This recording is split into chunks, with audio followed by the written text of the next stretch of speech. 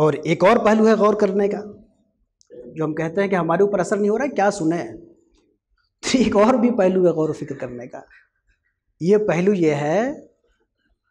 کہ کہیں واقعی تو آپ نے غلط وائز کا انتخاب تو نہیں کر لیا ہے، غلط وائز کا انتخاب تو نہیں کر لیا ہے۔ عوام، وہ لوگ کس قدر عوام میں جو اس طرح کی باتیں کرتے ہیں کس قدر بے فیض ہیں، کس قدر محروم ہیں،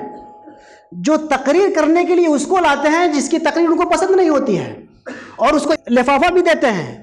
چونکہ اس لیے بلایا ہی نہیں ہے اس عالم کو کہ کوئی نصیحت پکڑے، کوئی عمل کا جذبہ پیدا ہو، اس لیے ایسے عالم کو بلایا ہے کہ ہمارے یہاں مجمع لگ جائے، ان کے نام پہ مجمع لگ جائے۔ تو جب تم نے مجمع لگانے کے لیے بلایا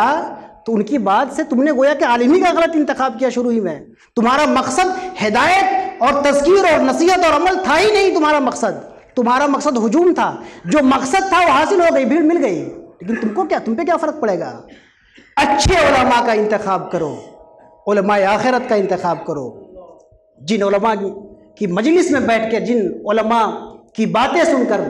خدا کی یاد تیز ہو جائے، شدید ہو جائے، اپنی عاقبت کی فکر لاحق ہو جائے،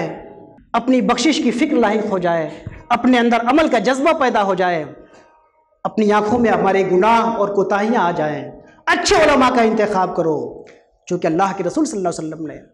علماء کے فضائل کو بیان کرتے ہوئے یہ بھی کہا کہ خیر الخیر خیار العلماء و شر الشر شرار العلماء۔ تو اگر آپ کو لگتا ہے کسی عالم سے آپ کو فیض نہیں مل رہا ہے تو آپ اس عالم کی صحبت میں بیٹھیے، اس عالم کو واعظ کے لیے بلائیے، جس عالم کی مجلس میں بیٹھ کر، جس عالم کی بات سن کر آپ میں تبدیلی آئے، آپ میں انقلاب آئے، آپ میں اصلاح آئے۔